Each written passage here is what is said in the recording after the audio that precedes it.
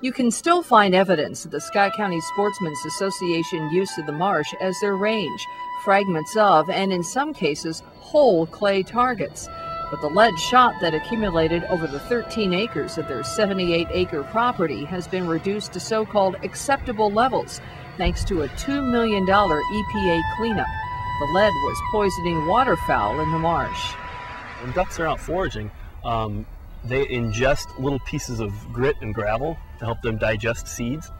And so when they're looking around in the sediments and that, and they bump across, their bills are very sensitive and they can sense these little pieces of hard stuff. And they're like, oh, that feels like something that I should ingest to put into my gizzard to help me grind up seeds. Well, they pick up that lead, it sits in the gizzard, is ground down, and the lead, they get lead poisoning.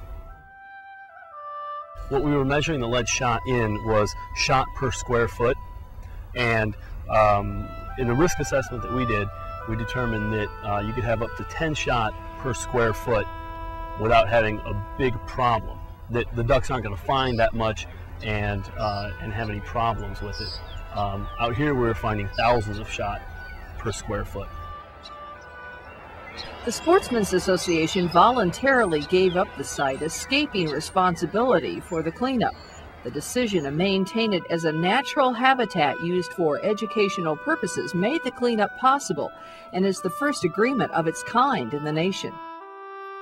They agreed that that was one of their missions as well, EPA's, and so they agreed to spend all these Superfund monies, $2 million to be exact, for just conservation and education.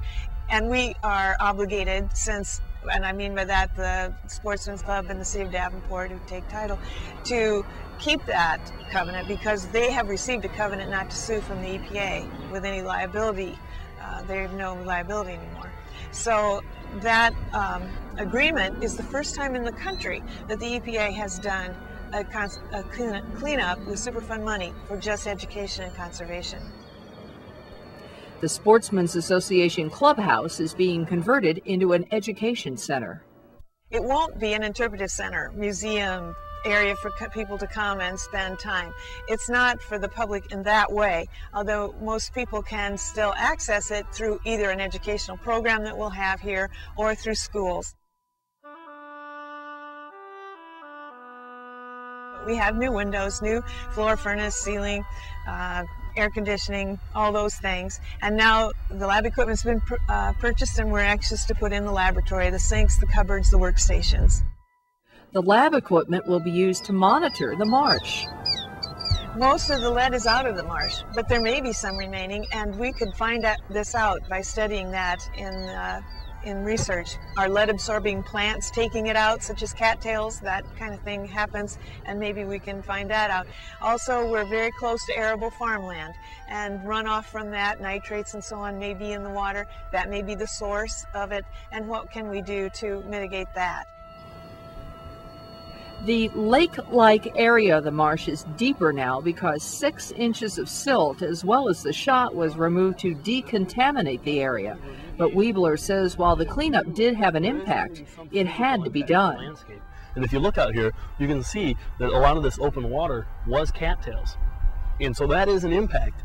But if you look at things in a bigger picture over time, those cattails are going to recolonize this area.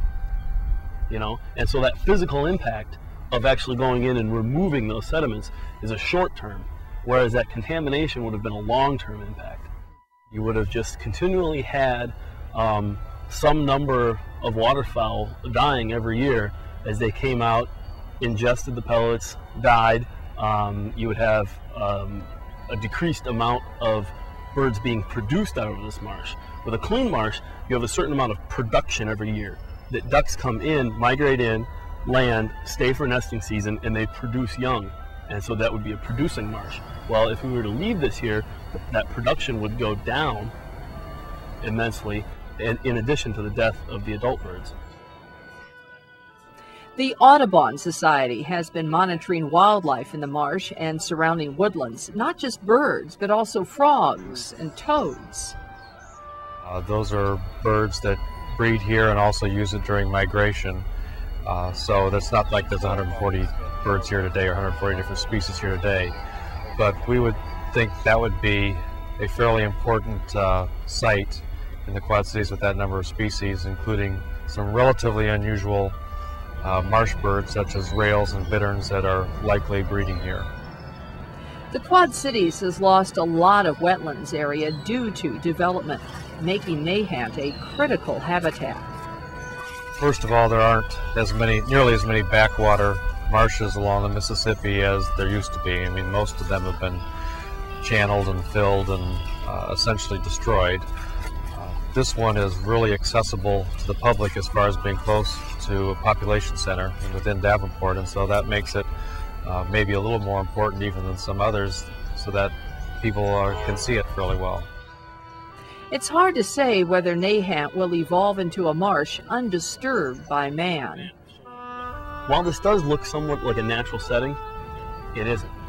This is a controlled, disturbed setting.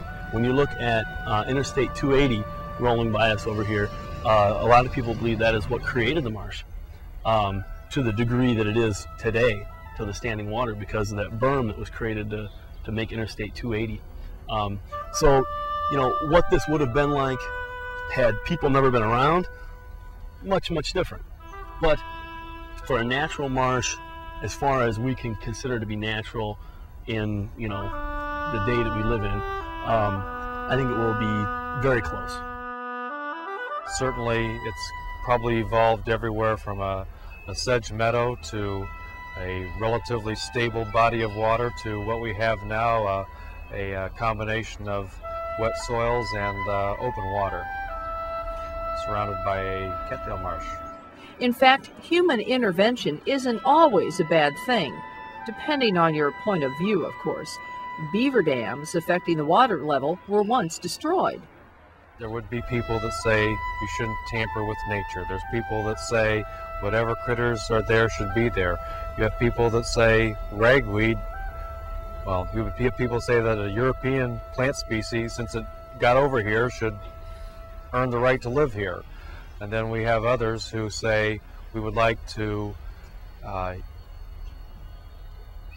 change the position or enhance the marsh, for example, so that would be most useful to the greatest amount of species. And I guess that would probably be my personal focus as opposed to just letting it go. And the sportsman's use of the marsh wasn't all bad. While the lead shot did kill waterfowl, the group left the area mostly undisturbed, with industry kept out. The surrounding businesses are not hurting the marsh. In fact, Kathy Wine says they have formed some unique partnerships. We've called on these industries just on the north side of the marsh here. One, we know that there's a recycling story to tell. They crush cans over here at Nichols Aluminum. They have a carton recycling business at City Carton where they make packages out of recycled cardboard.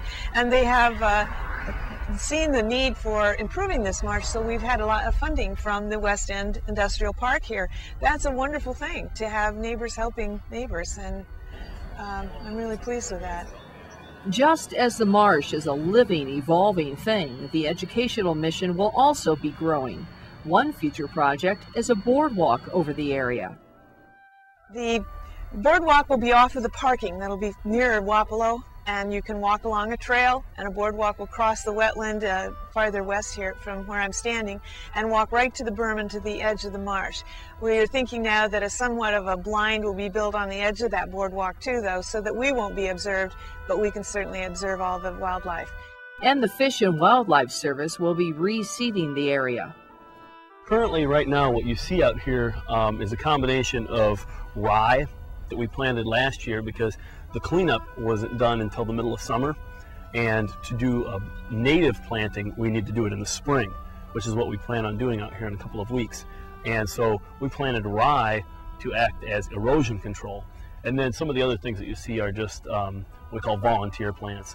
You know, seeds blow in, they come up. But this year we will be coming out here and planting a very, very diverse native prairie. While Nahant Marsh may be a little-known treasure now, Wine says as the public becomes more aware of it, they'll want to protect it. Getting a chance to see it and observe it and appreciate the wildlife will perhaps make stewards of all of us, and make us want to keep this wetland in good condition and increase the amount of conservation. It allows me to be fairly accessible and see different waterfowl mostly and shorebirds. And I just really enjoy identifying them and seeing what they look like and watching them swim and eat and forage, and a little sense that there's a chunk of the wild still in my backyard. You know, for one thing, I hope that they just like what they see, that they can come out here. You know, it does get a little noisy. I mean, we're in the middle of an industrial area, but we're a little slice of something natural in an industrial area. And I would hope that they would look at these wetlands and see how much bird use there is, and get an education on what wetlands do for our environment, because they're not just about bird production. Wetlands act as flood control, they act as nutrient recycling. Wetlands are like a giant water filter on our landscape.